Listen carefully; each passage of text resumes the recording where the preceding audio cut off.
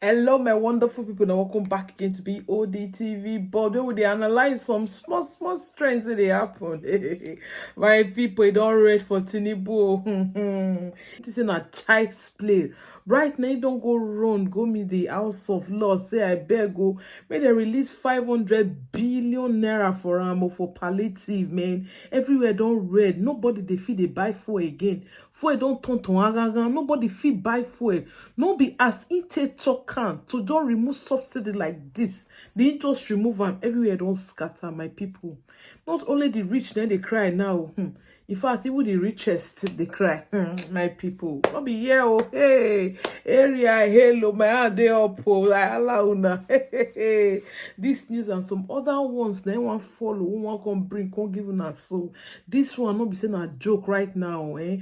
Me myself, I dey pity for the man right now because Nigerians, they on the neck, not be saying a year. Even the subsidy when you saying comot, they don't they smuggle them, they come off of this country one way or the other. I don't know how they want to do this matter. He himself, he don't tire.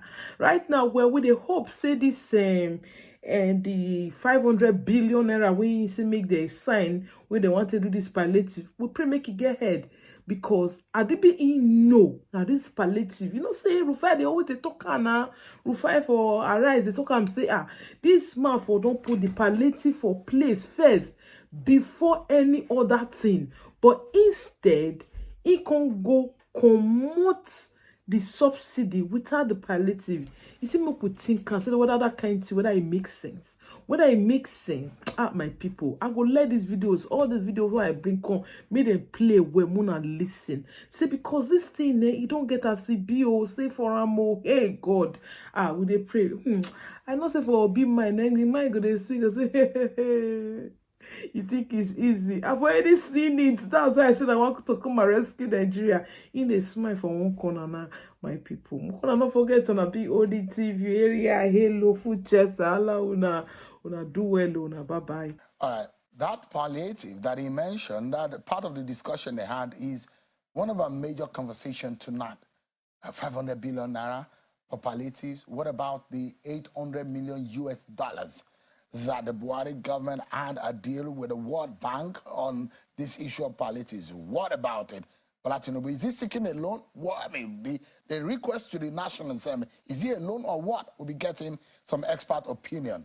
But one of the visitation also, one of the meetings that the president had was with the acting chairman of the EFCC. The president met with Mr. Abdul Karim Shukor in his office. One of the early decisions that the president made was the suspension and the investigation on the former, the suspended chairman of the EFCC, Mr. Abdul Rashid Bawa. Mr. Shukor is being asked to stand in his stead pending the outcome of that investigation. Apart from that meeting, the president also met with the governor of Borno State, Professor Babagana Zulum, at the presidential villa. So our conversation tonight is two-pronged. One on the issue of subsidy. Now, if you are one of those who are feeling the pinch and the heat of the removal of subsidy, whether you're feeling it in the cost of food or transportation or the cost of fueling your pass my neighbor generator or your bigger generator or your car or your cars, then tonight you need to understand what the decision of the president and the thinking of the president is about this issue of fuel subsidy removal.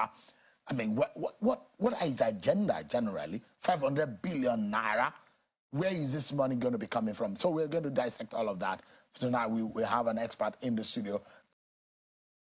A letter transmitted to the National Assembly from President Tinubu was read, and that letter is about seeking an amendment to the 2022 Supplementary Appropriation Act. The president in that letter says that the amendment was to allow the federal government to source 500 billion naira for palliatives to cushion the effect of subsidy removal on premium motor spirit known as petrol. Let me allow you to listen to how we'll be coming to that information, which will be very important for us tonight. Listen to what the speaker, how the speaker read that letter from President Tinubu. Request for the amendment of the 2022 Supplementary Appropriation Act. I write to request the approval of the House of Representatives for the amendment of the 2022 Supplementary Appropriation Act in accordance with the attached. The request has become necessary in order to, among other things, source for funds necessary to provide palliatives to mitigate the effect of the recent removal of fuel subsidy on Nigerians. Thus, the sum of 500 billion naira only has been extracted from the 2022 Supplementary Appropriation Act of 819 billion 536 million 937,815 naira only for the provisions of palliatives to Nigerians to cushion the effects of fuel subsidy removal. While I hope that the House of Representatives will consider this request expeditiously, please accept, Right Honorable Speaker, the assurances of my highest consideration. Signed, Bola Ahmed Tinubu. All right, based on that, when the president was meeting with the governors of the class of 1999, the president is asking Nigerians to be patient, promising that he will come up with palliatives to assuage the sufferings. What is the nature of these palliatives? And when he was meeting with them, he's made some promises that Nigerians' pains, he understands them, but Nigerians need to be patient with him as he comes up with ideas on how to, relieve the pains of Nigerians. But let's get an insight and perspectives on this one. I'm being joined by a former presidential candidate and an economist, Mr. Tope Fasua. Thank you so much, Dr. Fasua, for joining us tonight. Thank you very much. I appreciate it. You look at it. You and I, you've been on this program and we spoke about the policies of this government. You agree that subsidy must go. But the fact a lot of people are criticizing is the plans to cushion the effect. Now, the president is now talking about the plans to cushion what? The people are already having a pinch already. But give us an insight. Is this a loan? Where is this money coming from? This is coming from 2022 Supplementary Appropriation Act, budget. What is this all about? Is the money floating somewhere? Is it in our purse? Is it kept in one bank? You are the expert. Give us an insight. Okay, thank you very much. But as you heard, nowhere was loan mentioned. I've already seen online people suggesting, oh, they are going to take loans and all of that stuff. I mean, this is like sort of a variant from the supplementary budget of 800 billion plus, which President Buhari got against the 2022 budget itself. A supplementary. Yeah, supplementary to the 2022. So nobody's talking about the 2023 budget now. Just 2022 budget.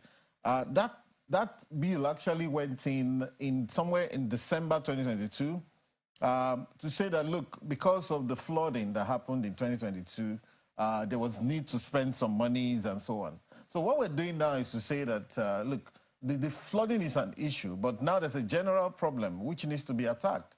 The government so the funds were at the time was 816 billion. Exactly. So the taking 500 Tinubu is now wants 500 billion out of that, and that's I mean, I think we have some financial geniuses in government, already, and that's a good move because we're not talking about. I mean, you see, when you're running a government, you must think of everything.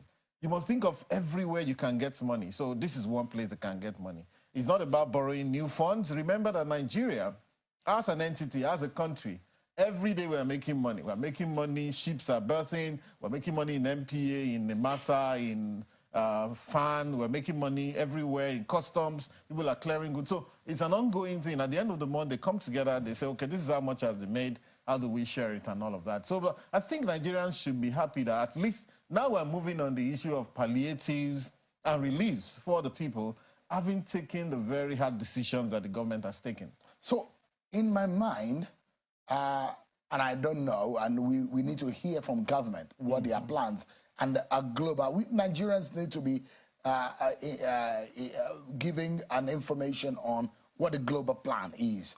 Now, the 800 million US dollars that money from the World Bank, you have to spend it from, have you taken for it? what? No, have you taken it in the money has been approved. World Bank has come to Nigeria. It has not been disbursed. Yeah, so the premise, just remember, the premise I'm saying is, from what I know about the World Bank, if they ask you to buy something with the money they are giving you, you must stick with what they want you to. Absolutely. So that money, they've stipulated what that money is going to be meant for. But I have a feeling, and you need to give us an insight, an expert opinion on this, that the 500 billion is what the president thinks he wants to spend the money on, other than what the World Bank 800 million US dollar is for. Well, do you think so? No. You cannot actually tell the mind of government for now, given the fact that this is an emerging story. So a lot of things are going to be clarified in a few days. The $800 million that was being worked on, and which, in fact, the World Bank said they had started working on this since 2021 or sometime that far, has been approved, perhaps not disbursed. And, you know, it doesn't mean that by all means we must take that money. If the new government says that, look, we don't believe in the purpose of this money, for example, that money is actually meant to be shared to people. There are some lawyers, in cash. Like Mr. Falana said, yes, that money cannot be a loan. It has to be a grant. Indeed, but, so that controversy but it is a loan. There. Indeed, I think it's a loan. Initially, we thought it was a grant. Yeah, but based on our laws and the body of our laws, it says Nigeria cannot get a loan for that kind of purpose. Which it shares to people. Invariably, but you know, in international finance, you also have to be careful. The point is, if you look at the hierarchy in international finance, the way they've done it is that organizations like World Bank, IMF, they get paid first. And it doesn't matter what they call the kind of money, if you have to pay back at some point in time, it's a loan. So I don't think that the present government believes in giving out cash handouts, except in very rare cases. And of course, you have to safeguard that to ensure that it actually goes into the right hands. We had some very bad experiences around COVID time when monies were disbursed in that manner. So I don't also believe that this 500 billion is going to be spent in that way, you know, because I think we have a bit more deeper thinking in government now than what we used to have. I mean, and perhaps I could second guess them. Yeah. That perhaps where there's a need to spend on transport infrastructure now.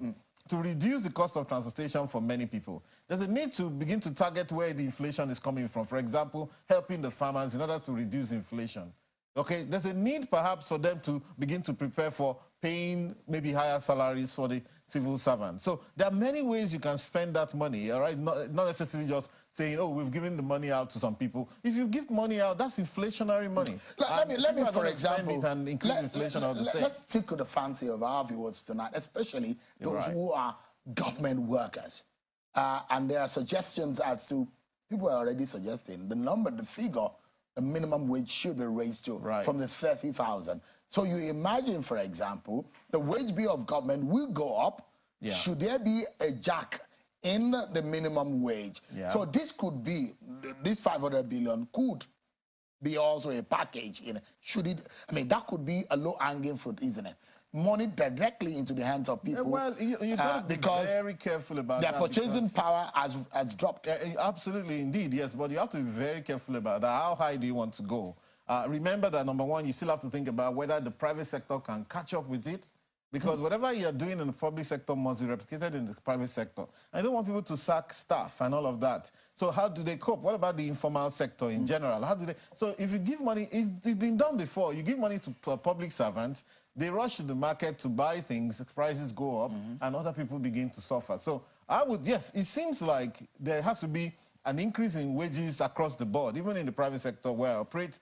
Or even now, I've increased my staff salary already without, because it's just we see what's going on in the country, and of course you must do the needful. So, but again, I wanted to say that this 500 billion is just the beginning. This is the government of renewed hope. Okay, it's just a case of, okay, listen, there's a 800 billion there. Can we claw it back while we're thinking of other things? And of course, I believe, look, and if you look at the savings the government is going to make, the government is going to be getting considerably more money as a result of the floating of the Naira. More Naira is going to come in for every dollar income that comes in for government. And of course, again, in terms of, apart from the floating of the Naira, even in terms of the deregulation of the sector, of the petroleum sector, there's considerably amount of money, is going to come in. For those of us who are not very we're not economy and finance. We don't have so much knowledge like yourself. Where is this money? Was it hanging somewhere? Is it being kept somewhere?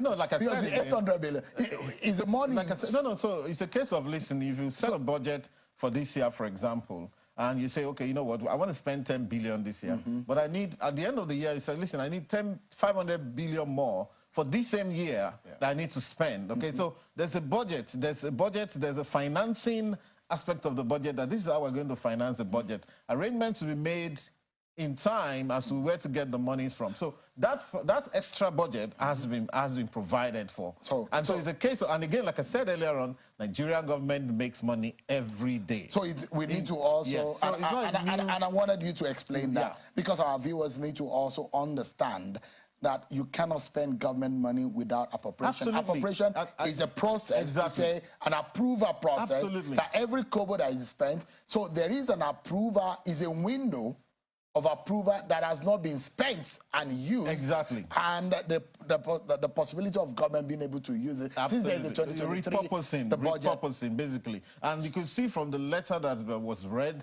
you know, that this government intends to do things the right way.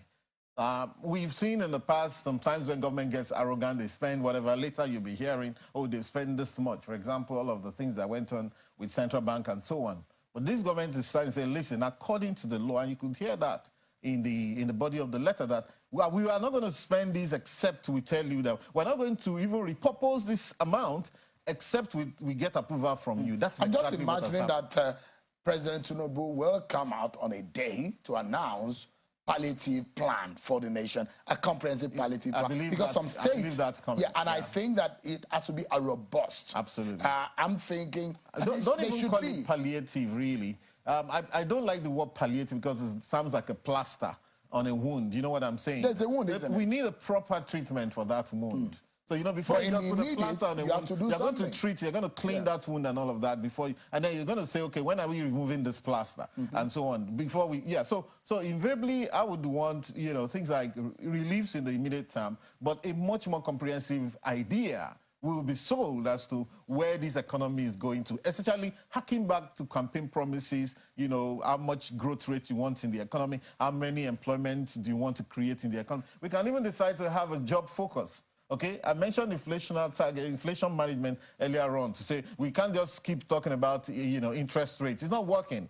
To increase the interest rate and keep increasing interest rate, it seems not to be working. There are other ways also to assist you in managing inflation. But I think what needs to be also looked at now is to have a job focus, to target what they call in economics, you know, full employment. To say, okay, listen, how can we reduce this 33% unemployment to something much more reasonable? And indeed, I say to people that, listen, whether there's jobs in our public sector, still, we're not talking about people pushing files. We can also use that as a way of doing the palliative. Say, you know, there's a job in the public sector, you know, they can collaborate to the private sector, in the environmental sector, in the security sector, in mass mobilization, in social work. Do you know that 70% of people who travel out of Nigeria, all the Japa people that we talk about, they go to do social work. You know, they're taking care of, you know, mentally disadvantaged people, old people, sick people and all. We haven't even started. So if we do that, we'll be creating the enabling environment for the private sector to say, okay, now this is a country that is getting organized. Let's take money there and see how much money we can make in that country. The policy has thrown up, the initial policy of this government has thrown up a lot of things. And it looked to me that the very relaxed and the very gentle Naira nature, that guy looks like, to me now, that the Naira, I'm referring to the Naira, as though he's a person now. It looks to me that he's been thrown into a clubhouse and the guy is dancing the way, because the Naira keeps going up and down these days. And you look at it, there are a lot of things that this government needs to fix in the immediate. I mean, it needs to assure food security. Right. The security on a larger note needs to be secured. Human capital development, that also needs to be taken care of. Job security, foreign direct investment, the fiscal monetary policy have to be intact. Because the Naira and the economy is on the brink. They need to manage it in such a way that things are not falling apart. Look at what some of these state governments are doing. For example, River State, just yesterday, made an announcement and thrown open free transportation for the citizen of that state. That will cushion effect in some ways.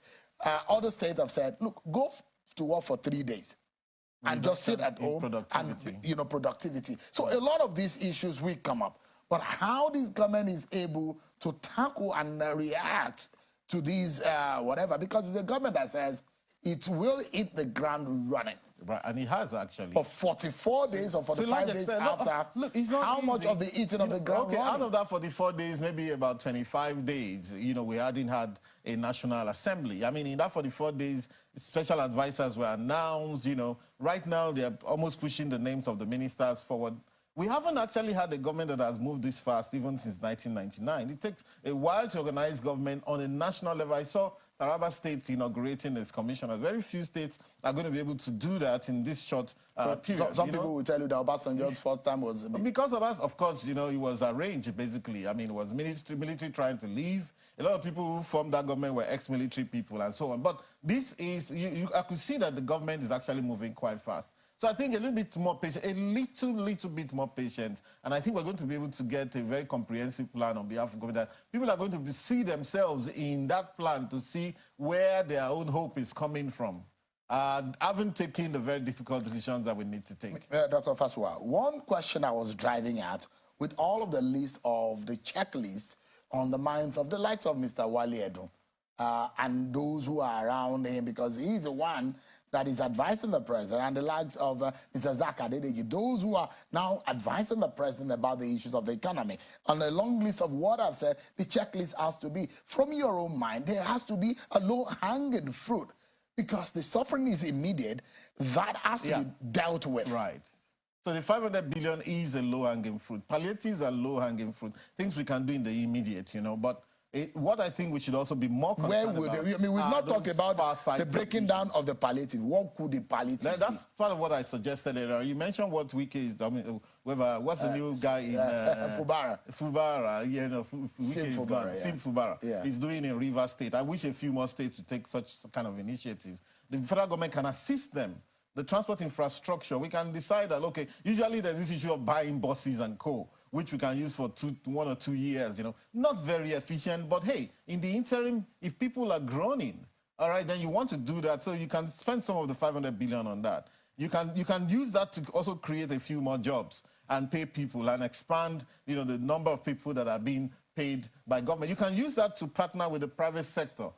In order to, in China, for example, the private sector is very, very key in their poverty eradication program. What they do, they have a fund, the private sector brings its own. In fact, the private sector guys will go build the houses for the people in the village, take them to these new houses, build, glass houses for them, to do more vegetable stuff and all of that. And their productions were going up times 10. And there was a bit of profit in it for the private sector. Guess how much? And I think that the government can set aside some fund to say, listen, this fund we want to partner with the private sector towards reducing poverty in the country. And I think we need those kind of financial engineering whereby you can leverage government funds beyond just saying, we want to go and spend the money, give the people money to go and eat. And at the end of the day, in a short while, the money is gone. So I think that we're going to be seeing a lot more deeper thinking coming from this. And the other issues you mentioned earlier on in terms of things that need to be done, monetary policy, fiscal policy, I think by the time you have people manning this and there's proper direction from the president as far, this is what I want, you're going to be seeing some real firepower going on in this economy. The U.S. spent about $5 trillion during the COVID. On COVID, yes. Gave a child about $500. Nigeria spent $50 billion. $1,200. I will probably get there in time. No, the question I'm asking is the administration of these palliatives, because we've had a very bad regime of administration of palliatives, where people were hoarding and doing all of those nonsense that food that people would have gone to people's homes during COVID are being kept somewhere. I mean, these were not so palatable, and that on one hand is one thing that the government needs to start thinking about. And I want you to anchor on giving your own view on how government needs to go about it, because you look at it. a lot of the Americans at that time were getting $1,200. $1,200, by the way, is a lot of money. A lot of money. If you're just sleeping and waking up and feeding, some are still on that. With $100, you will fill your house with a lot of food. Now, a lot of them actually stopped working. They stopped working. So it affected productivity also in the U.S. So from your own point of view, how can the government approach this? Because don't forget, there's the federal government, there's the state government, there is a local government. All the thinking has been on the metropolis, on the big cities. So great What stuff. about the people? Great stuff. In the local area. I always say that the next spurt of growth in this country will come from the rural areas, which needs to be relinked with the rest of the country, where all of the agricultural production is. We just basically, sometimes I look at the arrogance with which we sit in the cities and expect the farmers to bring the food. We don't care. You know, we expect them to bring the food and we theorize and say all sorts of things without actually helping this. So you have said it right. Now, I think that one of the things the government may do is to say, listen, rather than us giving this money to, let's say, poor people in urban areas and other places and so on, why don't we give the money to farmers to make their lives a bit easier for them to produce? Why can't we see how they can produce much more? Free seedlings, for example. Less expensive fertilizers. Yes, and things like that. Tractors. So that then, of course, indeed, you know, the problem we have now is inflation. Food inflation, 24.82% last month, which is the key driver of inflation at 22.41%. You know, so we need to do something about that. So ingenious ways. Now, so it's difficult to rush. Sometimes when you rush too quickly, you make some of this. However, also, remembering that the people are going through excruciating pain, we can't spend too much time. I think, and I'm hoping that very soon, the government will give us that blueprint to say, this is the magic we want to work. You know what I mean? There's some committees that have been set up that are supposed to work on this. I believe that hopefully they are going to bring out some template to say, and to the people, to assuage the feelings of the people and say, guys, this is the global picture. This is where we're going. Once you do that, people will queue behind it. Thank you. Recently, we've heard the SDP governorship candidate there, who was a former leader in the APC national body, the NWC of the APC. Well, he since went to the SDP to get the ticket of the party after he lost out in the governorship primary. But things are really getting awry. As you remember the crisis when there was, the governor made reference to the fact that he was waylaid on his way back to Lokoja, and he had accused the SDP candidate and some of his allies of being behind it. The SDP candidate has fired back to say, no, it was in fact the governor who attacked them. But what exactly is going on? Recently, there was also an alleged attack on the SDP campaign office in Lokoja.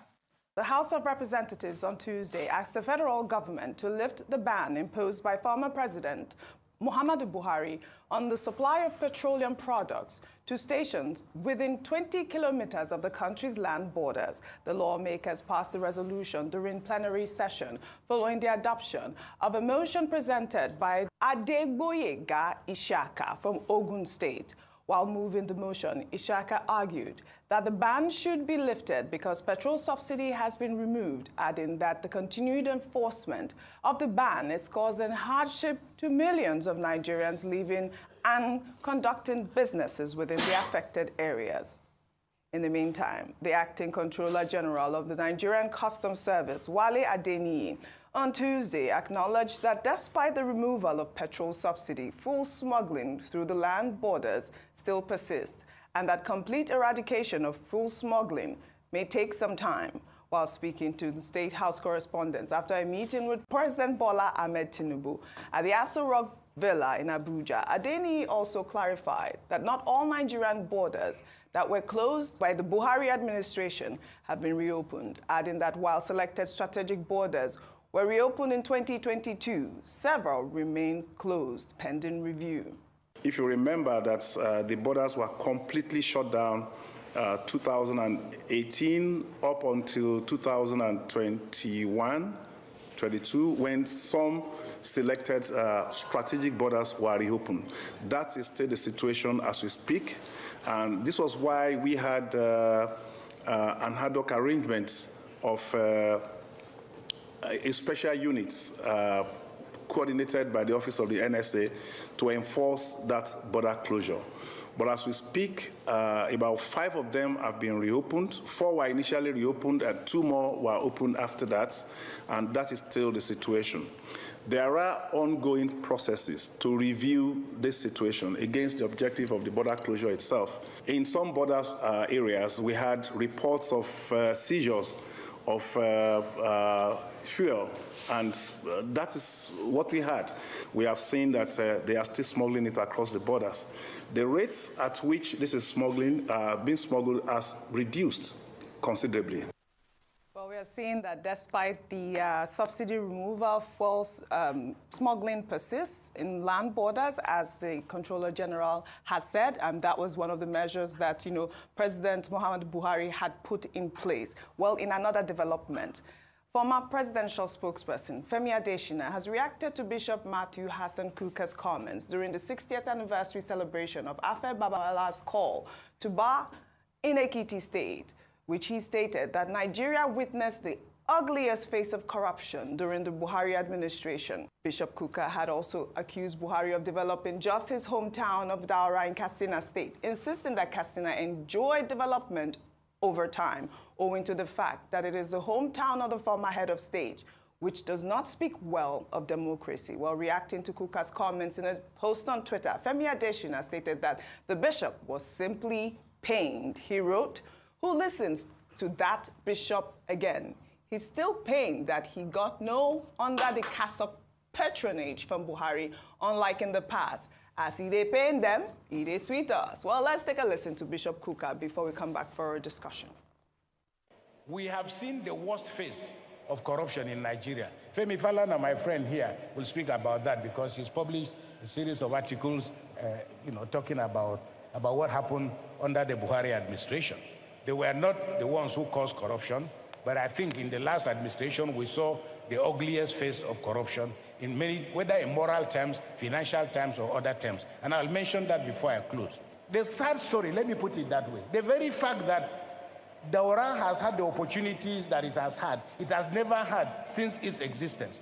And that even Katsina, that is next door, has not seen the development that has taken place in Daura. Nothing personal, but just to say that we cannot run a skewed country, a country with such skewed opportunities and privileges, and pretend that we're in a democracy.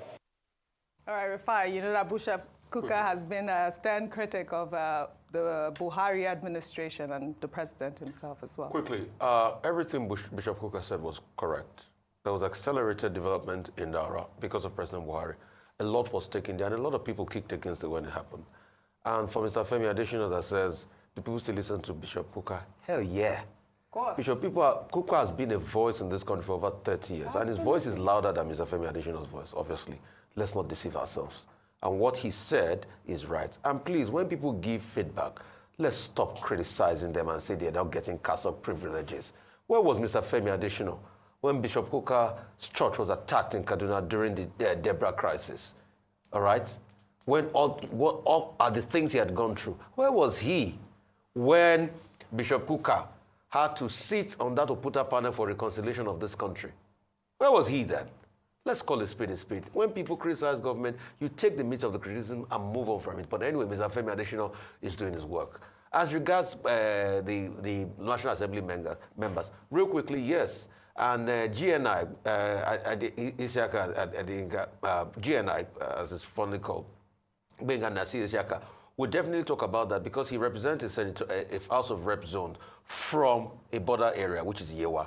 And a lot of people have been inundated with that crisis since there was a ban on taking petrol products to filling stations around the border. But now that we've removed subsidy, I support that motion that it should be cleared out. But you see, the smuggling will continue. You know why the smuggling will continue? Because the big men that do the smuggling have not been apprehended. It's the big men. Oji, you and I will not have the money to be able to drive 4, 5, 7 tankers over 33,000 liters across the border and sorting out customs and the likes. So customs too should shun corruption within and be able to clamp down on these people that smuggle a petroleum resource. And it will continue. Why? Because the arbitrage is there. Despite the fact that we are selling over 500 locally, when you still go to other African countries like Niger and the likes, it still weighs 600, 700. I think I was in Abidjan the other day, and I think petrol goes for between 650 to 850 CFR. And that is per litre. And that is even more than how much it is sold in Nigeria, because the CFR is more than the Naira today.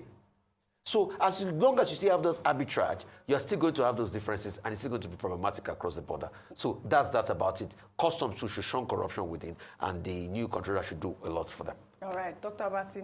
Okay. Well, the proposal, which had been endorsed by the House of Representatives from Honorable Buega Isiaka, representing Egbado North Imekwafon Federal Constituency, is in order. But he should not end with his own constituency. He is from Imekwafon, which falls within, the radius of 20 kilometers to the border. There are other places that are affected too, people living around Badagry, and also in the northern part of the country. Now, in 2019, when the president said, don't take fuel to within 20 kilometers to the border, this was because of, the smuggling that was very rife at that particular time. But now that fuel subsidy has been removed, it is only fair, and it is in order that the House of Reps is now recommending that, look, take fuel to those places, because the owners of those fuel stations, they are doing businesses. The people who are buying fuel in those places, they are Nigerians. There is nothing in the fuel subsidy regime that says that some Nigerians should be excluded from what other Nigerians will benefit. However, the counterpoint is the point made by Wale Adeniyi, the acting controller general of customs, that there is still fuel smuggling. Yes. But that they're going to put a system in place to continue to check that, and that nobody should expect that fuel smuggling will end overnight, that it will still be there. But what he has observed is that there has been a very serious reduction in the scope of fuel smuggling across the border.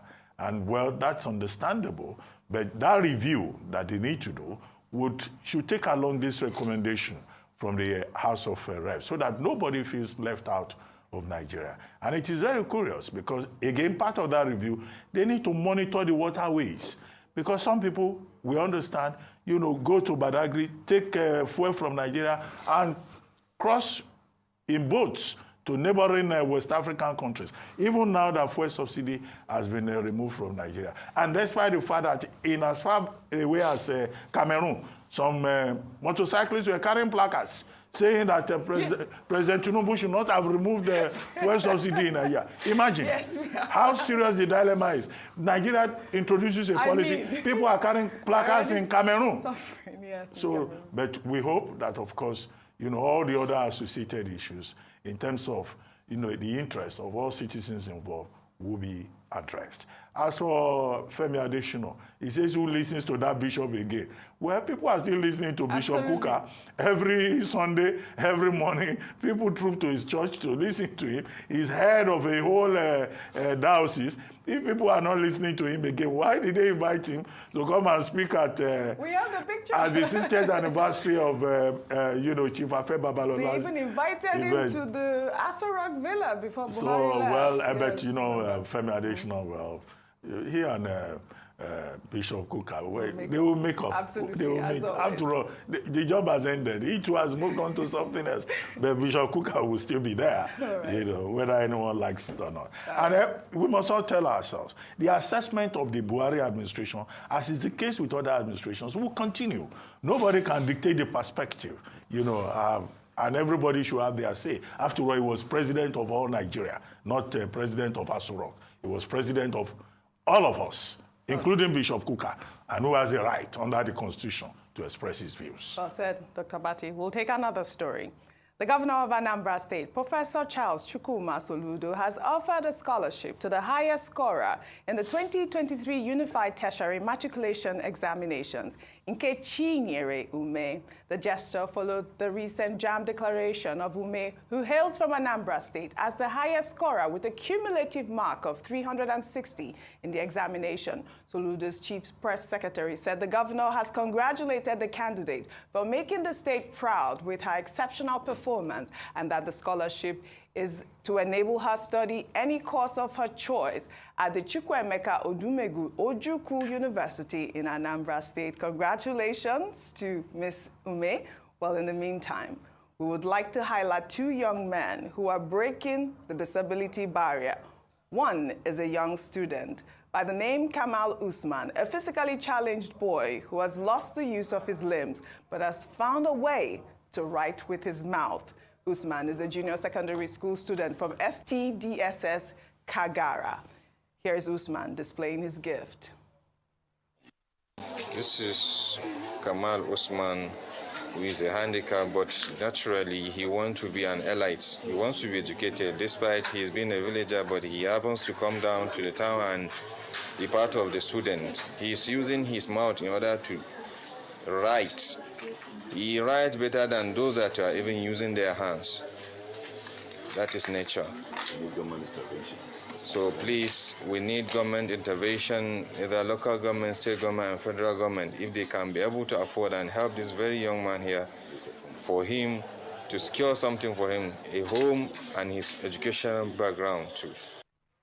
And then we have Murtala Shuaibu, a 55-year-old mechanic who has been blind for over 28 years. He has been repairing cars for over 30 years, despite his disability.